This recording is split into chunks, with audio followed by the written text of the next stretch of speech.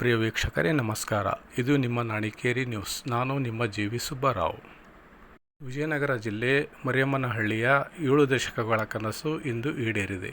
ಹೌದು, ಮರಿಯಮ್ಮನಹಳ್ಳಿಯ ಜನತೆಯ ಕುಡಿಯುವ ನೀರಿನ ಯೋಜನೆಯು ಇಂದು ಫಲಪ್ರದವಾಗಿ ಪ್ರಾಯೋಗಿಕ ಹಂತ ತಲುಪಿದೆ. ತುಂಗಭದ್ರಾ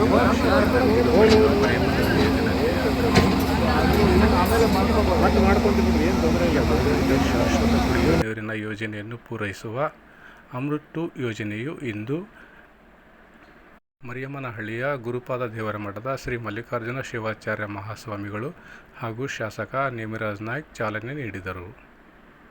ಈ ಕುರಿತು ಒಂದು ವರದಿ ನಮ್ಮ ವೀಕ್ಷಕರಿಗಾಗಿ.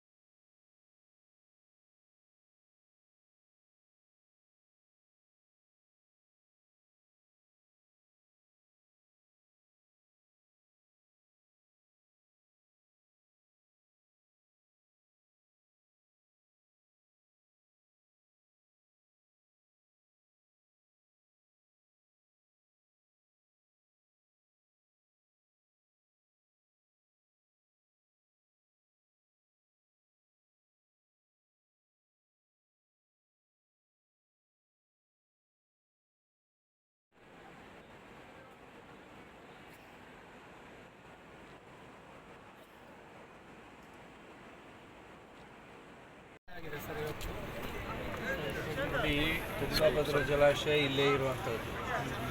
ಜೊತೆಗೆ ನಾರಾಯಣದೇವ್ರ ಕೆರೆ ಏನದಲ್ಲ, ಎಲ್ಲ ಜಮೀನುಗಳು ನಮ್ಮ ಜನ ಬಿಟ್ಟುಕೊಟ್ಟಿರುವಂಥ ಜಮೀನಿನಲ್ಲಿ ಇಷ್ಟು ವರ್ಷ ಕುಡಿಯೋಕ್ಕೆ ನೀರು ಕೂಡ ನಮಗೆ ಸಿಗ್ತಿರಲಿಲ್ಲ.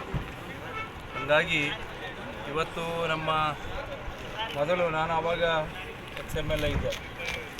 ಆ ಸಂದರ್ಭದಲ್ಲಿ ನಮ್ಮ ಹೋರಾಟ ಸಮಿತಿ ಕೂಡ ತುಂಬ ಇದಕ್ಕೂ ಹೋರಾಟ ಮಾಡಿ, ಆವಾಗ ಸರ್ಕಾರ ಇತ್ತು.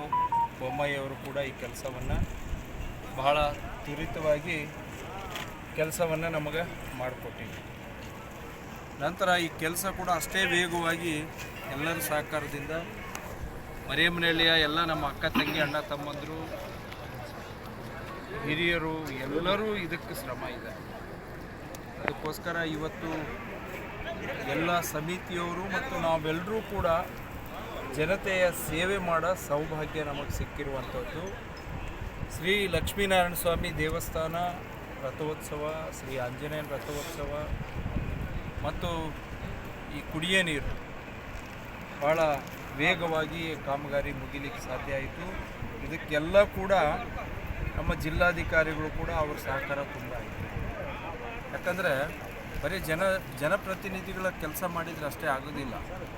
ಅಧಿಕಾರಿಗಳು ಕೂಡ ಕೆಲಸ ಮಾಡಬೇಕನ್ನುವಂಥ ಮನೋಭಾವ ಇರುವಂಥವರು ರೇರು, ಭಾಳ ಕಡಿಮೆ ಸಂಖ್ಯೆಯಲ್ಲಿ ಆ ಭಾವನೆ ಇರುವಂಥವ್ರು. ಅದರಲ್ಲಿ ನಮ್ಮ ಜಿಲ್ಲಾಧಿಕಾರಿಗಳು ಸನ್ಮಾನ್ಯ ದಿವಾಕರ್ ಸಾಹೇಬರು ಕೂಡ ನಮಗೆ ಭಾಳ ಸಹಕಾರ ಕೊಟ್ಟರು. ಜೊತೆಗೆ ದಿವಾಕರ್ ಸಾಹೇಬರಿಗೂ ಸಹಕಾರ, ಉಸ್ತುವಾರಿ ಸಚಿವರು ಕೂಡ ಅವರಿಗೂ ತುಂಬ ಸಹಕಾರವನ್ನು ನೀಡಿದರು.